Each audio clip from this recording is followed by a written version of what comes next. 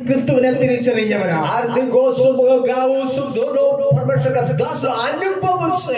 അതുകൊണ്ട് അവർ മുന്നമേ സേവിച്ചിരുന്ന സേവകളും മുന്നമേ പിൻപറ്റിയിരുന്ന ആശയങ്ങളും എല്ലാം വിട്ടിട്ട് അവർ ക്രിസ്തുവിന്റെ മുഖത്തേക്ക് നോക്കി ഇറങ്ങുവാൻ തയ്യാറായി.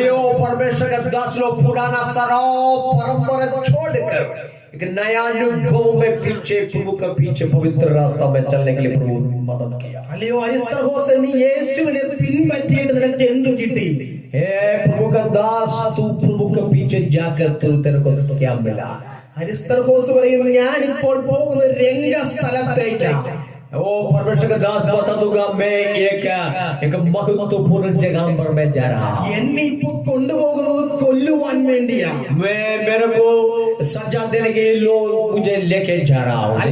സമയത്തിന് ശേഷം ഒരുപക്ഷെ എന്നെ വന്യമൃഗങ്ങൾ വലിച്ചു കീറിയേക്കാം. शायद कई समय के बाद लोग मेरा जीवन खत्म करेगा, लेकिन मैं जिंदा परमेश्वर के राज्य में चला जाऊंगा. പക്ഷെ ഞാൻ മുറുകെ പിടിച്ചിരിക്കുന്ന ക്രിസ്തു കൊണ്ടല്ലോ, ആ ക്രിസ്തുവിനെ ഞാൻ തള്ളി പറയത്തില്ല. मेरा प्रभु को मैं कभी भी धोखा नहीं दूंगा. ആക്രോശങ്ങൾ അവരുടെ ചെവിക്കകത്തേക്ക് കയറുമ്പോൾ, ആരവാരങ്ങൾ ഹൃദയത്തിലേക്ക് ആഞ്ഞടിക്കുമ്പോഴും മരണത്തിന്റെ ധ്വനി കേൾക്കുമ്പോഴും അവന്റെ ഉള്ളിൽ കത്തിക്കൊണ്ടും प्रत्याशयुंड.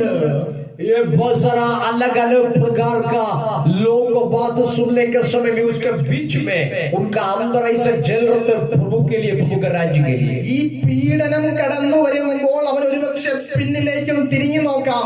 ഒരുപക്ഷെ അവന് ക്രിസ്തുവിനെ തള്ളി പറഞ്ഞ അവന്റെ മുമ്പിൽ മരണം അവശേഷിക്കത്തില്ല, അവന് പിന്നിലേക്കൊന്ന് മാറിപ്പോകാം. अलग अलग प्रकार का वो विरोध खिलाफ आने के समय भी पूर्ण मन से प्रभु के लिए खड़ा होने के लिए परमेश्वर ഗായോസും പരാതി പറയുവാനോ ക്രിസ്തുവിനെ പഴിക്കുവാനോ നിൽക്കുന്നില്ല. മറിച്ച് അവർക്കറിയാം, ഇന്നെന്റെ ജീവൻ ഇവിടെ പൊലിഞ്ഞാലും എനിക്ക് നിത്യമായൊരു രാജ്യമക്കര നാട്ടിൽ എന്റെ പിതാവ് എനിക്ക് ഒരുക്കി വെച്ചിട്ടുണ്ട്. मैं हमारा जीवन गया तो भी आने वाला दिनों पर एक नित्य जीवन प्रभु मेरे लिए रेखा इसी प्रकार ये परमेश्वर का दास ने पवित्र वचन में